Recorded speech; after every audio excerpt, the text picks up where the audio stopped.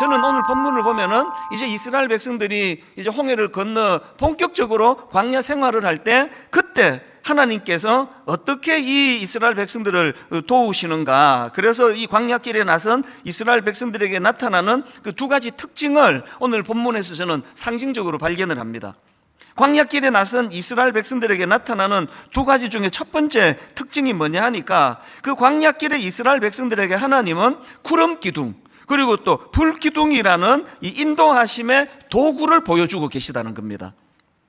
본문 13장 21절입니다. 여호와께서 그들 앞에서 가시며 낮에는 구름 기둥으로 그들의 길을 인도하시고 밤에는 불 기둥을 그들에게 비추사 낮이나 밤이나 진행하게 하시니, 이제 애굽을 탈출한 이후로 본격적으로 광야 생활을 할 때 하나님께서는 바로 이 두 도구를 상징적으로 사용하셔서 어떤 상황에서도 내가 너희들을 보호해 주시겠다. 그래서 여러분, 이 이스라엘 백성들의 긴 출애굽의 여정의 핵심을 딱 한마디로 말하라 그런다면, 이스라엘 백성들에게 이 출애굽하는 광야 생활의 가장 강력한 특징은요, 하나님의 인도하심입니다. 하나님의 인도하심, 이게 구름 기둥 또 불 기둥으로 그렇게 나타나고 있습니다. 그래서 그 다윗이 쓴 수많은 시들 중에서 시편 23편은 상징적으로 굉장히 중요한 의미를 가지고 있는데, 그 왜 그러냐? 자, 시편 23편 1절 2절입니다. 여호와는 나의 목자시니 내게 부족함이 없으리로다. 그가 나를 푸른 풀밭에 누이시며 쉴 만한 물가로 어떻게 하십니까? 인도하시는 도다예요. 신앙생활은 하나님의 인도하심을 받는 거거든요. 나는 모태신앙인데 하나님의 인도하심이 뭔지 난 한 번도 못 겪어봤다. 절대로 그것이 정상적인 게 아닙니다. 우리는 하나님의 인도하심을 받습니다. 그래서 이제 이 목회를 하다가 모태신앙에게 좋은 게요, 뭔가 좀 답답한 일을 만나고 막히는 어떤 일을 만나고 하면 그 옛날 어른들 생각이 이렇게 납니다. 옛날에 우리 권사님들이 335 모이셔가지고 찬양 부르고 기도하고 가실 때 그냥 그 단골 찬양 중에 하나입니다. 이 찬양이요. 나의 갈 길 다가도록 예수 인도하시니 내 주 안에 있는 긍휼 어찌 의심하리요. 옛날 60년대 70년대 그 어른들은 보릿고개 또 전쟁 이후 너무너무 결핍되고 어려운 것들이 많다가 보니까 그 어른들이 진짜 갈망했던 것은 하나님의 인도하심이었습니다. 그리고 그 하나님의 인도하심만 있다면 내가 이 어려운 고비를 잘 이길 수 있습니다, 그런 믿음이 있으셨던 것 같습니다. 이런 의미에서 오늘 그 이스라엘 백성들에게 하나님이 보여주시는 이 구름 기둥과 불 기둥이라고 하는 이 하나님의 인도하심의 도구, 이것이 오늘 본문에서 우리가 기억해야 될 한 모습이고요. 그런가 하면 두 번째로 이 광야길에 이스라엘 백성들에게 나타나는 특징이 하나 더 있는데요, 그건 뭐냐? 하나님께서 인도해 주시는데요, 하나님께서 인도해 주시되 이 백성들의 생각과는 다른 길로 인도해 주신다는 겁니다. 이게 굉장히 중요한 포인트 아닙니까? 오늘 본문 17절 한번 보십시오. 바로가 백성을 보낸 후에 블레셋 사람들의 땅의 길은 가까울지라도, 이게 보니까 지름길이 있네요. 가까울지라도, 블레셋 사람들의 땅의 길은 가까울지라도 하나님이 그들을 그 길로 인도하지 아니하셨으니, 이는 하나님이 말씀하시기를 이 백성이 전쟁을 하게 되면 마음을 돌이켜 애굽으로 돌아갈까 하셨음이라. 그래서 18절입니다. 그러므로 하나님이 홍해의 광야길로 돌려 백성을 인도하시매. 우리는 참 합리적인 걸 되게 좋아하시잖아요. 21년을 목회하면서 제가 내린 결론이 그겁니다. 사람들은 합리적이지 않은 걸 못 견뎌 하세요. 그리고 또 본인 생각할 때 그거는 합리적이네, 상식적이네, 그러면 굉장히 또 그걸 지지해 주세요. 이 목회는 이 합리적인 게 참 중요한데요, 그러나 여러분, 신앙생활을 여러분이 저한테 요구하듯이 그렇게 합리적인 것만을 요구하는 것은 절대로 하나님 뜻이 아니에요. 지금 이스라엘 백성들이 보기에 이렇게 지름길로 속하면 되네? 그런데 하나님은 그 길을 두고 우회하시는 겁니다. 돌아가시는 거예요. 이 광야길로 돌아가시는 겁니다. 왜 그렇게 하시는지에 대해서 설명을 해 주셔도 우리는 모르고요, 안 해 주셔도 모릅니다. 그 우주를 창조하시는 하나님의 큰 그림으로 그렇게 인도해 나가시는 걸 우리가 일일이 다 어떻게 알겠냐는 거죠. 그래서 제가 지금 와서 생각해 보면은요, 참 99세 되시는 우리 어머니가 믿음도 좋으셨지만 참 지혜로우셨다 생각해요. 어머니는 뭐 갈등이 없습니다. 진짜 갈등이 없습니다. 뭐 하나님이 뭐 이렇게 하시든 저렇게 하시든, 뭐 심지어는 남편 목사님이 교회를 그냥 풀같이 일으키기를 원해가지고 금식 기도를 하다가 돌아가셨는데도 막 속은 뭐 그거 뭐 상함을 이루 말로도 못하는 게 정상 아닙니까? 이게 뭐 하나님을 향한 원망은 뭐 이건 뭐 책으로 한 건 나올 거 아닙니까? 아니 하나님은 무슨 일을 이렇게 하십니까? 아니 담임 목사가 교회 부흥을 위하여 40일 금식 기도를 하면은 그 기도하고 나서 교회가 불같이 일어나야 되는데, 아니 어떻게 그 남편을 그렇게 데려가시면은 어떡합니까? 분명히 그런 생각을 하셔야 되는데, 어머니는요 정말 잘하신 게 하나님 하신 일에 대한 승복이에요. 뭐 거기에 대해서 뭐 모르겠습니다. 뭐 내적으로 갈등은 많으셨는지 모르지만 전혀 그것이 드러나지를 않은 거거든요. 그래서 이제 사춘기가 되면은 이제 어머니한테 좀 마음이 상하고 그러면 저는 알거든요. 우리 엄마 괴롭히는 건 하나님 괴롭히는 거예요. 그걸 너무 잘 알아요. 그래서 이제 엄마한테 좀 힘통이 나면 꼭 제가 하나님께 시비를 걸어요. 엄마가 믿는 하나님이 보세요, 이렇게 일하시는 게 옳으시냐고 막 그렇게 이제 막 시비를 걸면요, 어머니는 또 제가 막내다 보니까 이제 연세가 좀 있으시잖아요. 말문이 막힐 때가 많으세요. 이제 어지간한 건 다 설명을 해 주시거든요. 그거는 이렇고 이렇게 설명해 주시는데 도저히 설명할 수 없는 걸로 시비를 걸면은 어머니가 말문이 막히세요. 그러면 어머니가 하시는 단골 말씀이 있습니다. 이렇게 말씀하세요. 시끄러! 조용히 해! 제가 보면은 이제 하나님이 약간 이게 조금 밀린다 싶으시면 어김없이 우리 어머니가 그렇게 말씀하세요. 그리고 그 시절은요, 우리 모두가 다 정말 좋은 자녀였습니다. 그냥 어머니가 그냥 뭐 좀 말문이 막히셔가지고 시끄러! 그러면 진짜 그때부터 조용했습니다. 이게 참 우리 세대의 자녀들이 부모님에 대한 그런 태도였던 것 같아요. 그러나 요즘에는요, 어머니가 이제 그때는 입장이 곤란하실까봐 이게 지금 하나님이 분명히 이게 지금 잘못하신 일이라서 이제 어머니가 설명을 못하니까 이런 식으로 강압적으로 이제 진압하신다 생각을 했는데, 지금 생각해 보면은 그게 어머니가 지혜로운 거예요. 여러분, 우주를 창조하신 하나님에게 저를 비교하면 이게 하루살이 이게 날벌레보다 못한 존재 아닙니까? 그 하나님의 크고 광대하신 하나님의 뜻을 제가 일일이 다 이해하고 납득이 되고 그렇게 납득되는 것만 내가 하나님께 순종하겠다는 건 이건 어차피 불가능한 일이고요. 그리고 여러분, 어머니가 지혜롭다는 말씀을 생각을 왜 하게 되느냐? 여러분, 지금 우주를 창조하신 창조주 하나님하고 제가 지금 불화하고 갈등을 일으키는데 거기서 어떻게 행복이 나오겠냐고요. 어머니는 진짜 행복의 길을 하신 거예요. 저는 제가 분당 우리교회 담임 목사이라서 제가 주님 안에서 행복하기를 원하고요, 또 저만 행복하기 좀 미안하니까 저는 여러분 모두가 다 주님 안에서 행복하기를 원합니다. 주님과 행복하기를 원한다고 이렇게 복을 빌어주시는데 진짜 그런 표정으로 보고 계실 겁니까? 여러분 진짜 주님 안에서 행복하시기를 바랍니다. 그러시려면요, 제일 먼저 하나님과 소통해야 돼요. 그 하나님과 소통하지 않고는, 화해하지 않고는, 그 하나님과 일맥상통하지 않고는 지금 나는 이 길로 가는 게 옳다 생각하고 하나님은 저 길로 가신다고 한다면 이 충돌을 우리가 좁히지 않고 행복할 수가 없잖아요.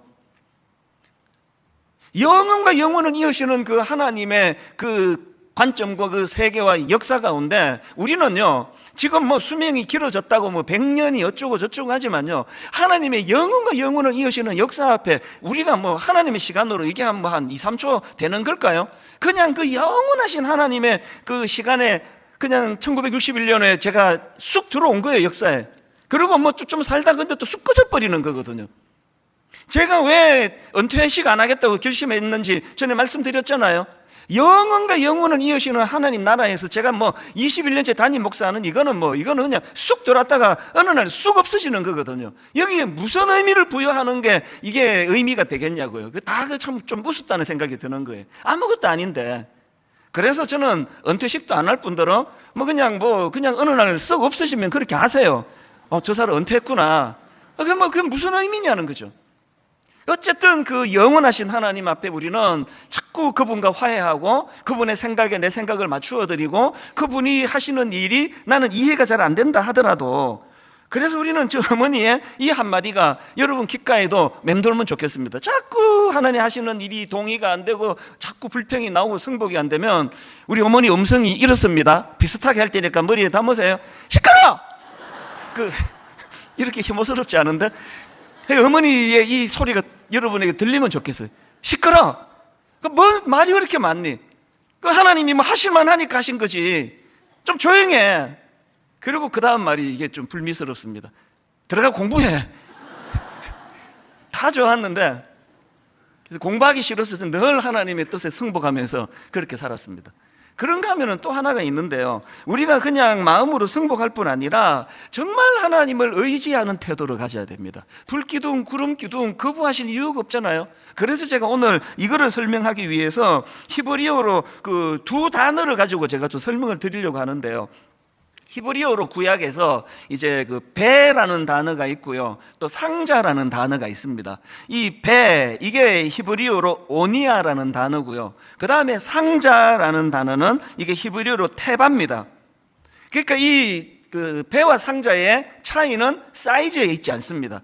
덩치가 작으면 이게 상자고 덩치가 크면 배가 아니고요, 이 배와 상자를 구분하는 히브리어의 결정적인 구분이 뭐냐 하니까 자가 동력 장치가 있느냐 없느냐가 그 기준입니다. 무슨 말인가 하면 그 배에 키가 있으면 그것은 배고요, 아무리 덩치가 커도 키가 없으면 그건 상자예요, 히브리어로. 예를 하나 들어보겠습니다. 구약에서 이 배를 가리키는 오니아라는 그 단어가 어디에 나오는가 하면 요나스 1장 3절입니다. 그러나 요나가 여호와의 얼굴을 피하려고 일어나 다시스로 도망하려 하여 욥바로 내려갔더니 마침 다시스로 가는 배를 만난지라. 여기 배가 나오죠. 이게 오니아예요. 여호와의 얼굴을 피하여 그들과 함께 다시스로 가려고 배삭스를 주고 배에 올랐더라. 왜 배삭스를 줬을까요? 그 배는 동력이 있단 말이에요. 움직이게 하는 동력, 에너지가 있기 때문에. 그래서 이제 이 요나는 자기가 가고자 하는 목적지가 있었기 때문에 그 목적지까지 데려다주는 에너지를 가진 배를 탔기 때문에 배삭스를 줘야죠. 이게 배예요. 여기에 반해서 이제 구약에서 상자를 히브리어로 테바라는 단어라고 말씀드렸는데 구약에 딱 2번 나옵니다. 이 테바 상자라는 단어가 먼저 나오는 데가 모세의 어머니 요게벳이 만든 갈대 상자, 이게 테바예요. 자, 출애굽기 2장 3절입니다. 더 숨길 수 없게 되매 그를 위하여 갈대 상자를 가져다가 역청과 나무 진을 칠하고 아기를 거기 담아 나일 강가 갈대 사이에 두고. 이 상자, 이게 테바예요. 왜 그렇습니까? 동력 장치가 없습니다. 물이 띄우는 거예요. 그냥 띄우는 겁니다. 그런가 하면은 이 테바라는 단어가 구약에 한 군데 더 나오는데요, 노아의 방주할 때 방주가 이게 테바입니다. 자, 창세기 7장 7절입니다. 노아는 아들들과 아내와 며느리들과 함께 홍수를 피하여 방주에 들어갔고. 이 방주, 이게 테바입니다. 왜? 아까 말씀드렸죠, 배와 상자를 우리 생각으로 그 사이즈로 구분 짓는 게 아니라 아무리 그럴듯한 배 모양을 하고 있어도 동력 장치가 없으면 그건 히브리어로 상자예요, 상자. 우리는 이제 그 사이즈를 보고 노아 할아버지 배를 만든다, 노아 할아버지 배를 만든다 그러는데요, 그 노아가 만든 게 히브리어로는 배가 아니라 상자를 만든 거예요. 이 동력 장치가 없는 거죠. 여러분 이 구분은 아시겠죠? 그래서 여러분 이제 그 요나는요, 그 자기가 탄 배가 스스로 자기가 정한 목적지까지 데려다 주는 동력을 가졌던 배고요, 여기에 반해서 모세의 어머니 요게벳이 만든 갈대 상자나 노아가 만든 방주는 동력 장치가 없기 때문에 그건 본인의 의지와 본인의 생각으로 움직여지도록 만든 게 아닙니다. 그래서 요게벳이 만든 갈대 상자가 비장한 거잖아요. 이제 이 아이를 두면 이제 죽임 당할 수밖에 없으니까 이제 내가 마지막으로 갈대 상자를 만들어 이 아이를 띄운다는 건 전적으로 하나님께 맡긴다는 거예요. 죽이든 살리든 이제 하나님 손에 달려 있습니다. 이게 동력 장치가 없는 상자입니다. 노아가 만든 방주도 마찬가지예요. 노아가 이제 홍수가 나면 내가 아는 뭐 더 높은 산이 있는데 이거를 그리로 유도해 내고 어쩌고 저쩌고 하면은 그건 배예요. 노아에게는 그게 없습니다. 온전히 그 배에 탄 사람들을 하나님 손에 맡기는 거예요. 그러다 보니까요, 이제 요나스 1장 3절에서 나오는 그 아까 읽었던 이 말씀의 주어가 요나입니다. 요나. 자, 다시 한번 보세요.